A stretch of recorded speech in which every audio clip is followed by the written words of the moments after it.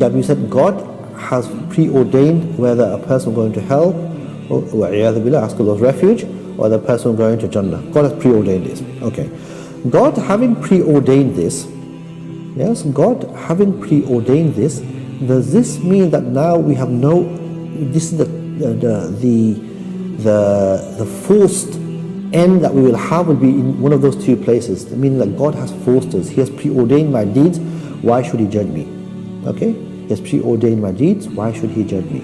Okay, this is the second facet to the response to this question. Okay, now first thing that we should be aware is that what you see in front of us right now, in Arabic it's ilmullah sabiq laysa bisa'iq. This is a traditional Ahlul Sunnah Muslim response to this question that you have at the bottom. If God preordained my deeds, why should He judge me? Okay, listen very carefully. The translation of that term there is the knowledge of Allah is pre-eternal, it is not predetermining. Okay. God knowledge is infinite. He knows the possibilities, the impossibilities, and the necessities. Meaning that Allah knows Himself, He knows the universe, and He knows our thoughts, our patterns, our way of acting, and He also knows the future. Because to Him, future, past and present is all equal. Now Allah also knows what sort of person we are. And Allah subhanahu wa ta'ala's knowledge is infinite. Meaning that there's no lack of His knowledge, there's no part of His knowledge, we said ignorance of any aspect of this realm. So He knows that we are going to be put forward into a countless number of decisions when we start to become legally responsible. We're going to have the choice, for example, to smoke or to not smoke. We're going to have the choice to eat the halal or the haram. We're going to have the choice to earn the halal or the haram. We're going to have the choice to go into illicit relationships and go into the halal relationships. We're going to have the choice to come towards the masjid for salah or to neglect our salah. We're going to have the choice to get up for the fajr or not to get up for the fajr. We're going to have the choice to go for the salat al-isha when it's difficult in the times of darkness, when we're going to know that the Prophet has said that a person will have perfect light on Qiyamah, and we will go towards isha, for example. Yes? All of these decisions will be placed in front of us. All of these choices will be placed in front of us. Now God knows us better than we even know ourselves. God knows that when Zayd from our nas is going to have a certain decision, he's going to take the right decision. Next part of his life, next right decision. Next part, right decision. Next part, right decision. Next part of his life, right decision. Until ultimately he ends up, inshallah, from the people of Jannah and the people of piety, in which he'll enter into the higher stations of paradise.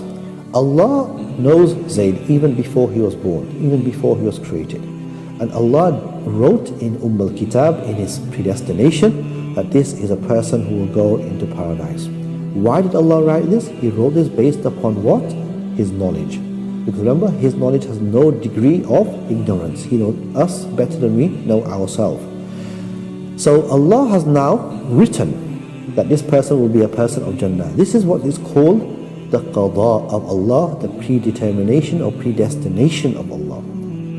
It's His knowledge that has determined this. But then what did Allah do? Did Allah just say, based upon my knowledge, I'm going to put this person immediately into hellfire, or Jannah?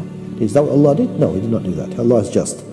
In spite of Allah knowing that and being totally aware that this is what will occur, Allah thereafter created the individual, placed him into a realm, and thereafter made him go through the decisions himself, one by one by one, at his own leisure. And God did this to what? حَقَّ عَلَيْهِ الْقَوْلِ. Because on Yawm al-Qiyamah, a person will say to Allah, when he'll say, إِرْجَعُونِ لَا أَعْلِي أَعْمَلُ الصَّالِحَةِ وَكُنْ مِنَ الصَّالِحِينَ. Oh Allah, turn me back to the world so that I may start doing the works of the people of goodness, then I can be from the people of piety.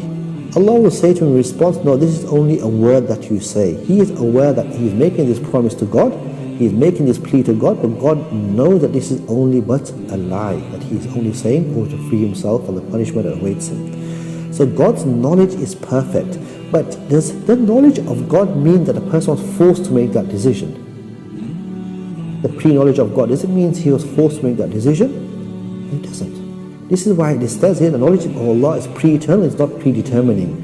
Meaning that the knowledge of Allah knows what a person is going to do, but the person still himself will make that decision, and the knowledge of God will not force him, will not influence him how to make the decision. The person himself will make that decision exactly how God has determined for him. So this is what we mean the knowledge of Allah is pre-eternal. It's written in Allah's book that what this person's end will be in Lawh al-Mahfuz. But it's not predetermining. It doesn't change the person's actions. He takes the actions himself.